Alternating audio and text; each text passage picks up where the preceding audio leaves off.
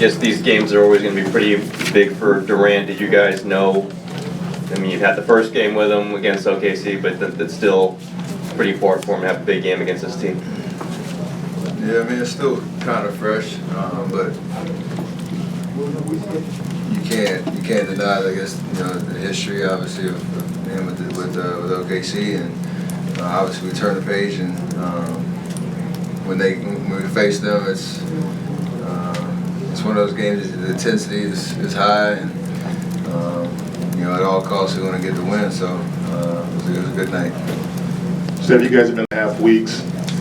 Going over that period of time, how much progress? I mean, were you able to chart you guys getting better, or what do you think of what went on during that period? Pretty solid, other than that Memphis game. We talked about how we can finish games, better on both ends of the floor. Do feel like we have more of a purpose about what we're doing, especially on the offensive end with certain calls and just being aggressive all the way around the court. We picked up a nice little rhythm, so it'd be a good test for us, obviously, getting back on the road, but going to a Houston team or playing against a Houston team that's on top of their game. So got to be ready. Steph, so far, how would you rate the importance of your defense on the perimeter since you don't have the rim protector everybody's talking about? Has that been a point of emphasis for you? Keeping your man from driving, etc. Yeah.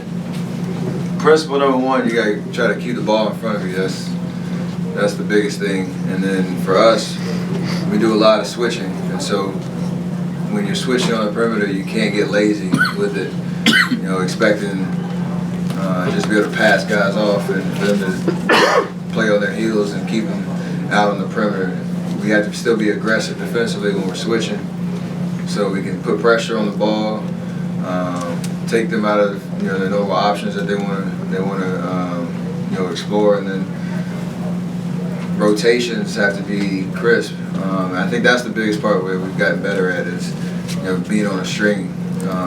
One guy either traps or kicks to the corner. You got to have another guy sprint to the wing and rotate and filling in behind. So it takes effort, it takes energy, and you got to be able to see the play happen. And I think we're doing a pretty good job of that. Steph, were you when Klay showed up, and what do you think it meant for him just to be a part of you guys tonight?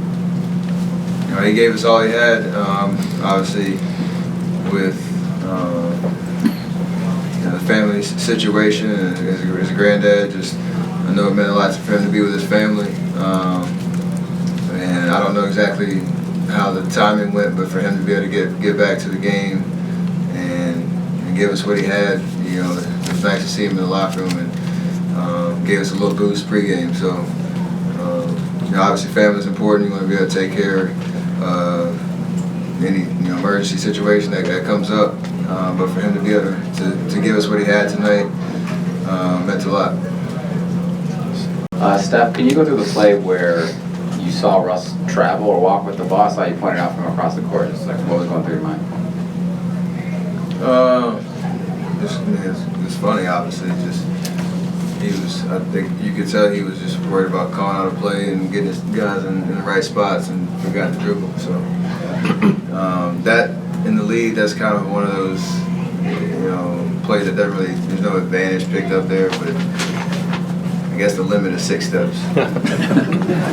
So I'll keep that in mind going forward. Steph, you ever go around the rim like that one you had, and what was that like watching it kind of come out? It was good the whole time. I was already back at half court by the time. Shooter's touch on that one? Better on that.